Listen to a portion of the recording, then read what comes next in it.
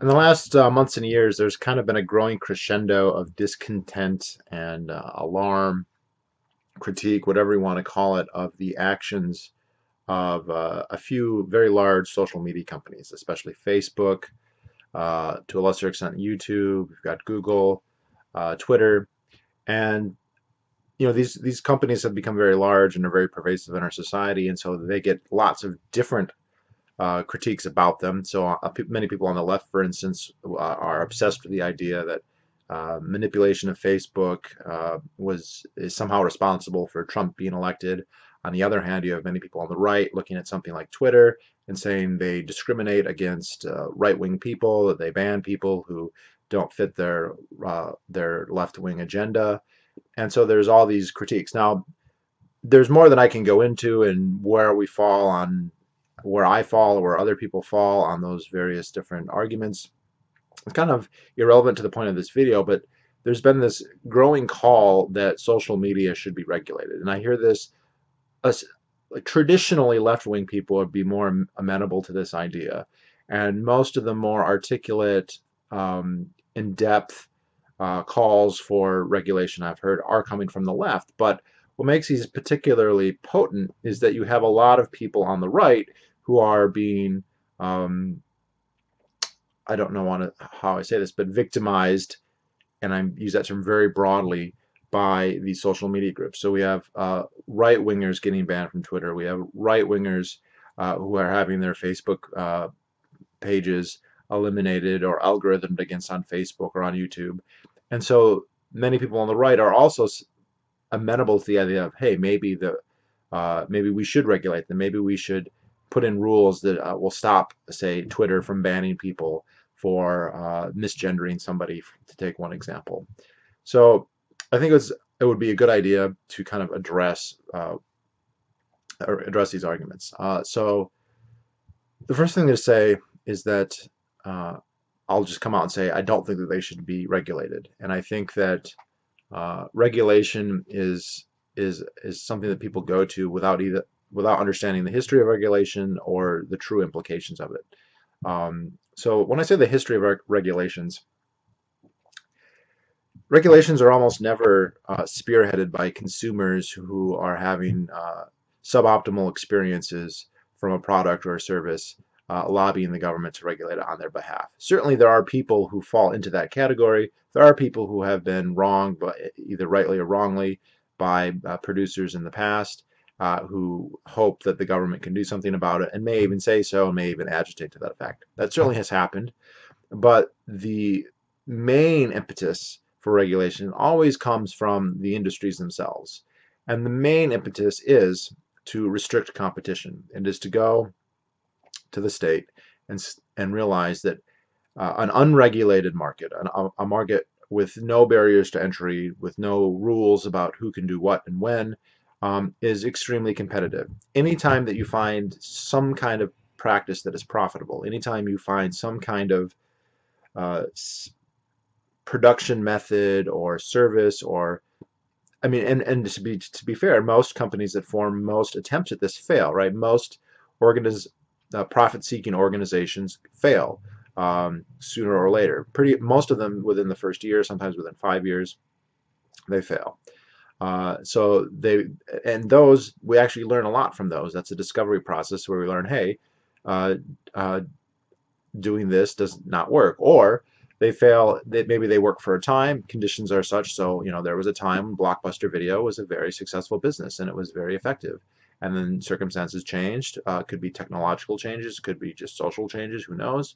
And then suddenly, Blockbuster, the business plan, the physical arrangement of capital goods and consumer goods and their arraignment by Blockbuster Video is no longer effective, and it works better with a Netflix type model. And that could change again. But if you have a company that does well, that it is making profits, well, that's going to invite emulation to the point of copying, or perhaps even some additional innovation variations on a theme. And so the idea that in an unregulated market, this is never going to end. I'm very, very wary of claims of monopolies in the sense of a single provider.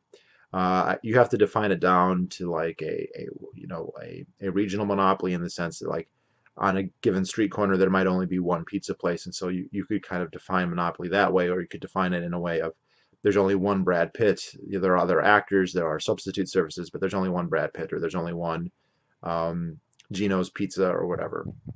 But if you're talking about a sole provider of a good in an entire economy or entire society or an entire world, that seems extremely unlikely. I guess the other thing would be like a natural resource that only has one source, uh, and that's not many natural resources that where that's literally true. In fact, I can't think of any offhand. But it seems difficult to imagine a situation where you have something that only has one source. Let's say there's one part of the ocean floor that produces a certain kind of chemical. Um, how that would become so important to everybody that it was pivotal to the economy seems uh, highly speculative. But anyway, uh, monopolies are very unlikely to form because to exist they have to be profitable. They have to be providing something that makes them money on net after their costs. And if they are doing this, other people are going to see that and they're going to emulate it and they're going to go in and do it. Now, this means that in an unregulated market, nobody, even the most established players, are safe. Bigger, long established firms, they do have certain advantages, there's no question. A larger firm can take advantage of economies of scale. They can take advantage of name recognition. If they have lots of revenue, there's the potential that they can maybe invest more in research and development or in buying the best talent. But they also have disadvantages.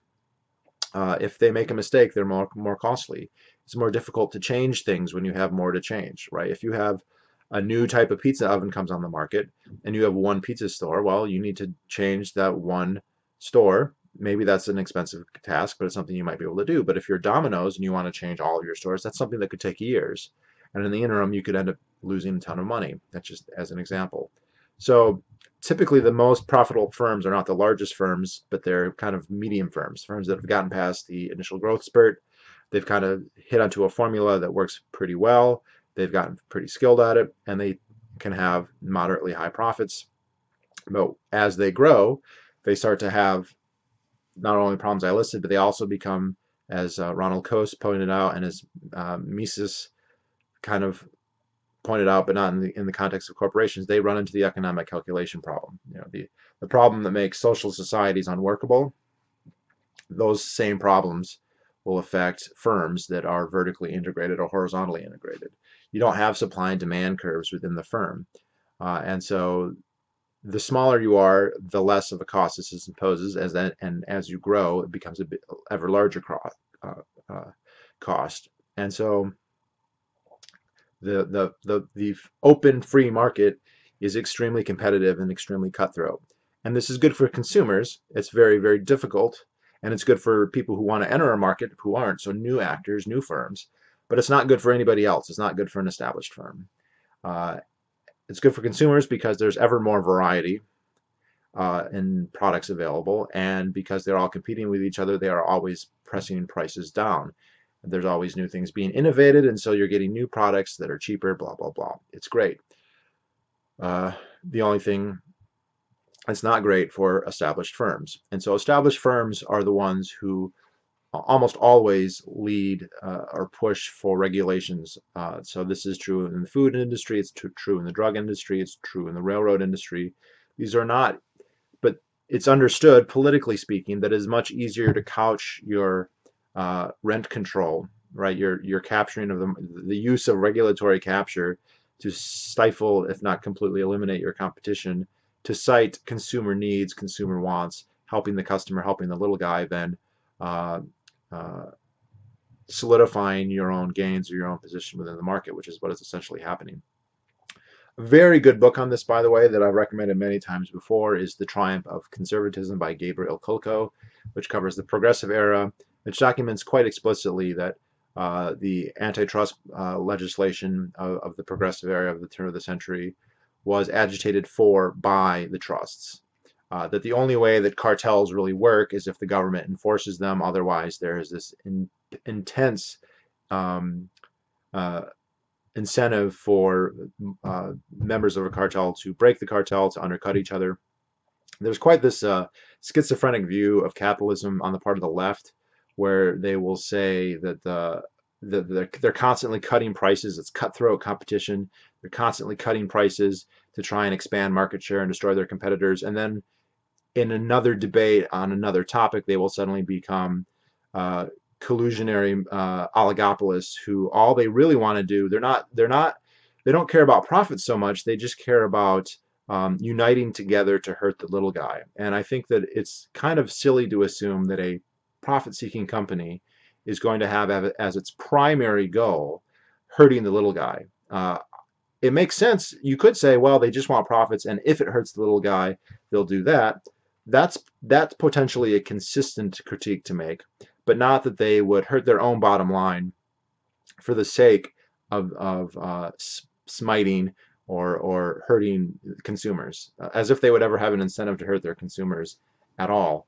But this is what we're seeing now. Now, I don't know how many people in the big tech industries and Twitter and the Facebooks of the world, I don't know how many of them actually want there to be regulation.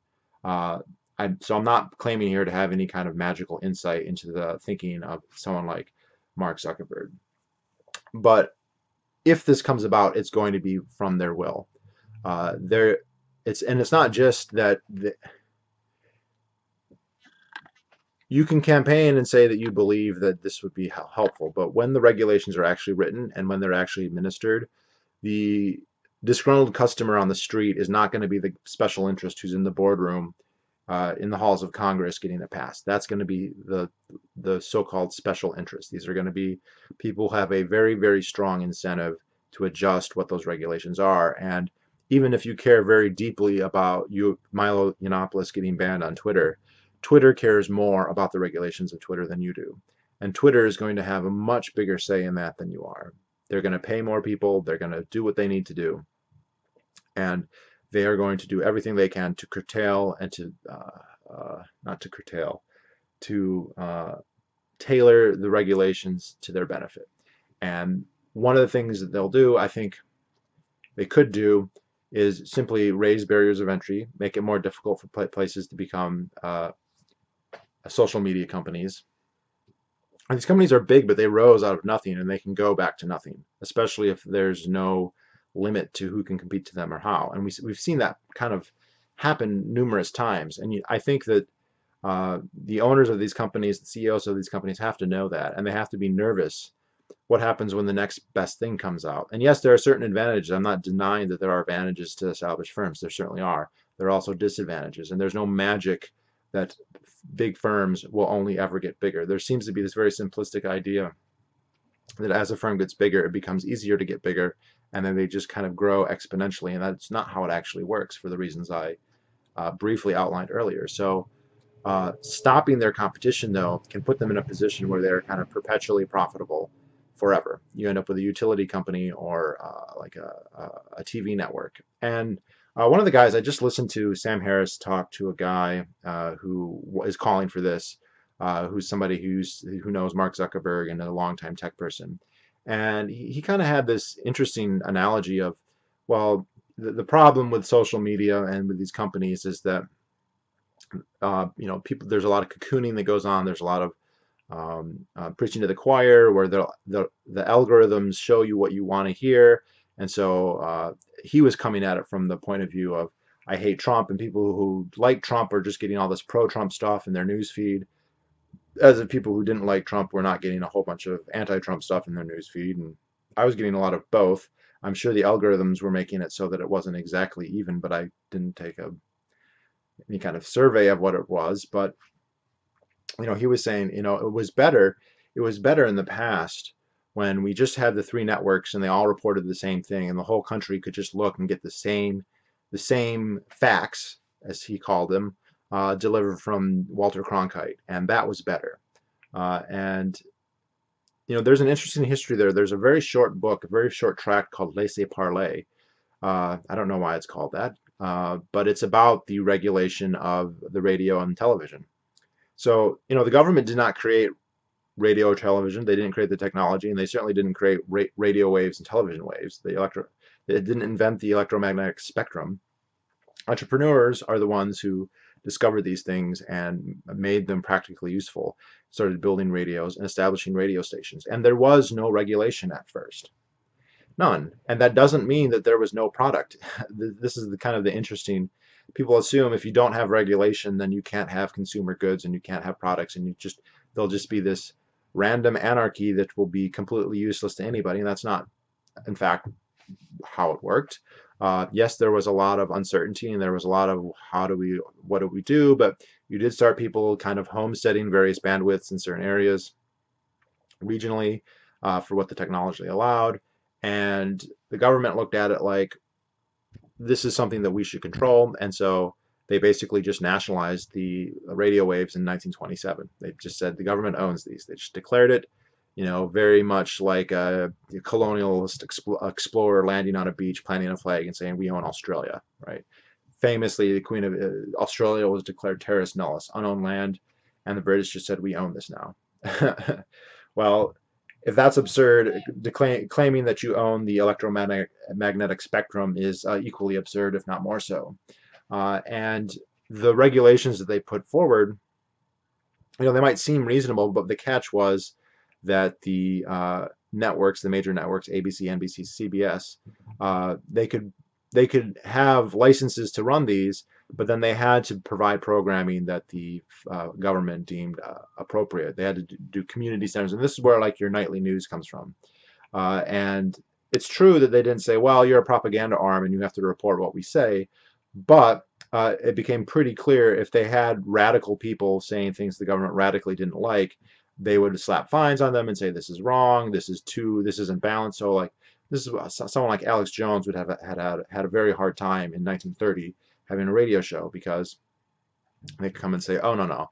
See, the radio waves are owned by the public, and this guy is such an ideologue. He's so far on his case, the right, that the stuff he's talking about is not in the public interest, and he could get fines. Now, what's interesting, because one could say, well, wait a minute, Alex Jones is on the radio. Well, because in the 20s when they passed it, technology only allowed them to utilize I think that they were the lower bandwidths. Could have that backwards, and so they didn't nationalize or regulate nearly as much the higher bandwidth. And that's why later, when cable came out and high frequency radio came out, those are considerably less regulated, and that's why there's a lot more variety there, and that's a good thing. And it's even more the case with the internet. So the facts that you could reminisce about nostalgically from Walter Cronkite, well, facts or propaganda, depending on how you look at it, a uniform, monolithic message that's easier for the government to regulate, easier to control the masses. And we had in this country for 60, 70 years, and starting in the 20s, this kind of singular mass media voice. Now, it wasn't perfect because you always had publishing on the side, and you always had this large, diverse country with lots of different people, but you had this popular culture that was a monoculture, more or less, and a monopolitics, a very moderate, centrist, pro-American empire, though not in those terms, and everything else was dismissively marginalized, and that was not good in any sense of the term. We can all sing Kumbaya together as we fucking vaporize Japanese people or bomb the Koreans or the Vietnamese to death, and are stuck with a creeping progressive social programs, because having somebody really, to either have overt communists or socialists or overt libertarians or anti-communists taking up the airwaves was frowned upon to the point of basically being banned. Right? You would get, they would go and hit FCC, if CBS or NBC or ABC got too far out of line, they could just have their licenses pulled, and then they would have no source of revenue. So they have to be amenable to the government. This is also why they don't cuss. There's lots of little things like that. That's why their TV shows aren't very good, because they have to meet the standards that the government thinks that they should have. So that's what regulation means. Regulation means you get 3 networks, and they have the same message on all of them, and there's no chance in hell that that's preferable. Now, that's not to say there aren't real problems with the algorithms that these companies have or the idea of cocooning, but these companies are not monopolists. There's lots of other places. I mean, Facebook's product is that they collect data on you and then sell it to other people. They don't have a monopoly on that because Amazon does that, Microsoft does that, Google does that, everybody does that. And so it's not a monopoly in that sense, and they're constantly competing with each other. And they're mostly competing to find stuff to sell you that you want. They're trying to figure out what you want and give it to you. And yes, there's problems with that. And I made a video years ago called Problems with Capitalism, where the biggest problem with capitalism is your desires are accessible to you. And that means that if you do not have any self-control, you can kind of descend to a hedonistic blur. And this is most evident, most obvious, and most prescient when it comes to food, where we can have this huge obesity problem, right? Socialism means you starve and you die, or you get executed, and capitalism means that you can eat all the food that you want at any time and any day, whatever you want, meat, you want carbs, you want cookies, you want cake, cheese, whatever you want, it's there. Even if you're poor, you can have almost anything that you want anytime. And the real problem is you have to deal with that. And that's what these companies, now it's even getting more refined where they know what kind of socks you might want to wear or what kind of deodorant or underwear or whatever the ads that you're getting on your phones are. And they're not monopolies. You're not forced to use them. You can disengage from Facebook if you want. You can disengage from Google if you want. There's lots of things you can do. And I'm not saying that that's easy necessarily. I'm not saying that's easy. But it's a lot easier. It's a lot easier for somebody if they choose to get off Facebook than it is for them to change a government regulation.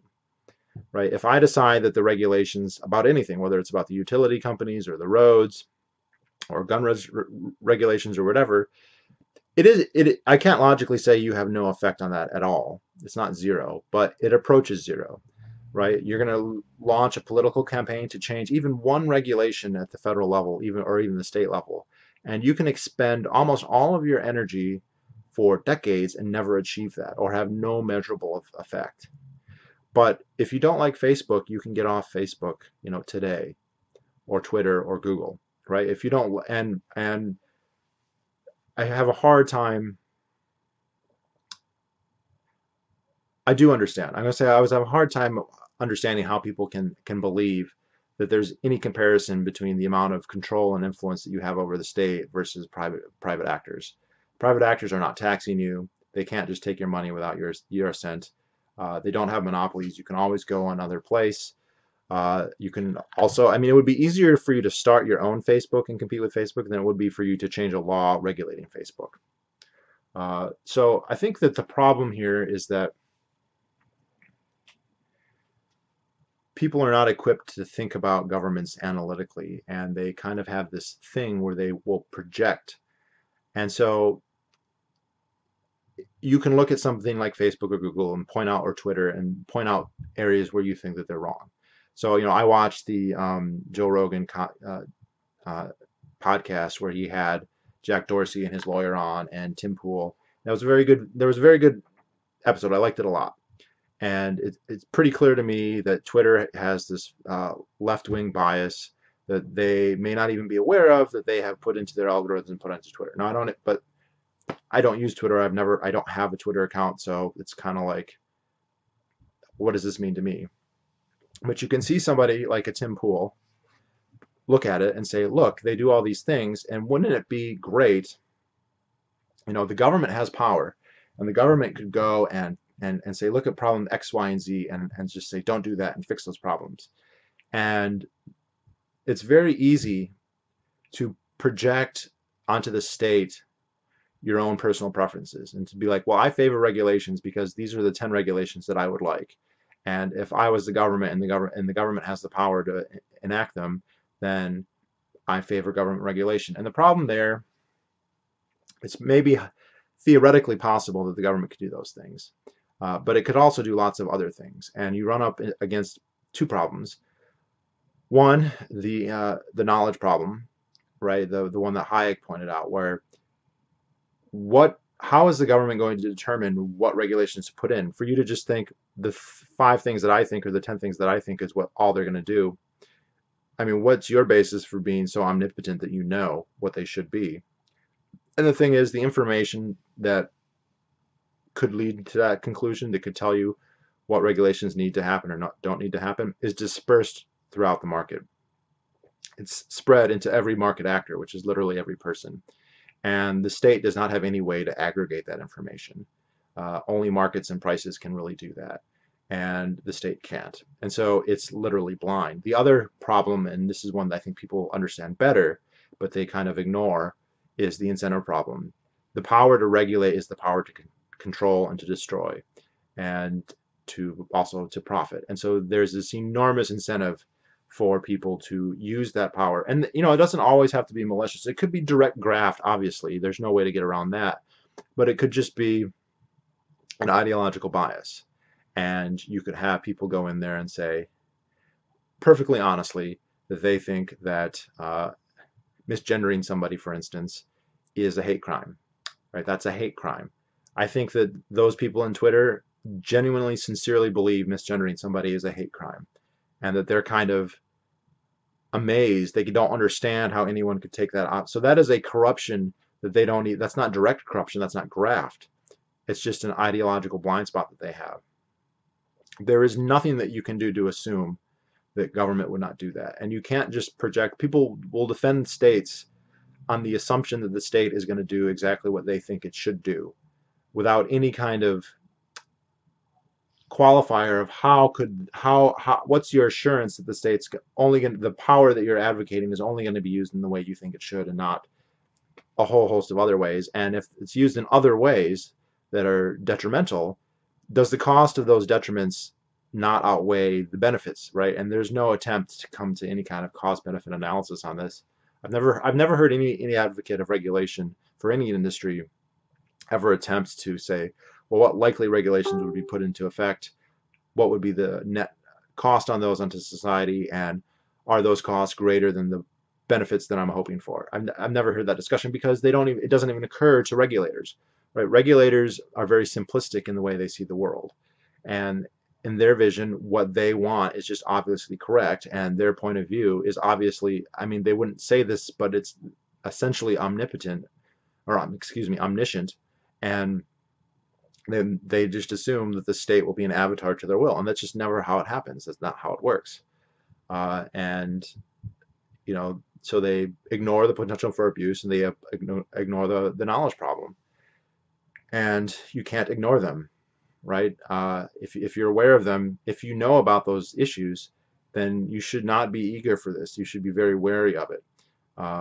The more unfettered the regulations are, the more freedom there is, the more that we will discover through the pricing mechanism, the more innovation there'll be, the more consumers will have a choice, right? As soon as we regulate them and Twitter becomes the only Twitter, and you can't have Gab or whatever else because they don't meet the qualifications of the regulations that are put in, then we know less, all right? Consumers have less say.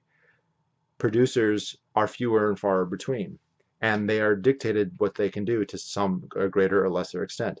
This is not advancing knowledge. This is not advancing our understanding of the world. This is not advancing the provision of goods and services. It is creating a much more static, ossified is the term Butler Schaefer in another great book, Boundaries of Order, uses that term, where instead of this dynamic discovery process of always attempting to strive to do better, we've just decided this is the optimal system, and we are now going to codify it in a way that will never change. And that's how you end up with Amtrak. Okay, so we don't want Twitter and Facebook to be like Amtrak. We want them to be on a competitive market where they have to adapt and where they can fail. And regulating them will not allow for that. So I feel very strongly that they should not be regulated. I think that other industries should be equally less regulated. And I think that that would be the solution to most of our economic problems. But what do you people think? I'll talk to you all later. Bye-bye.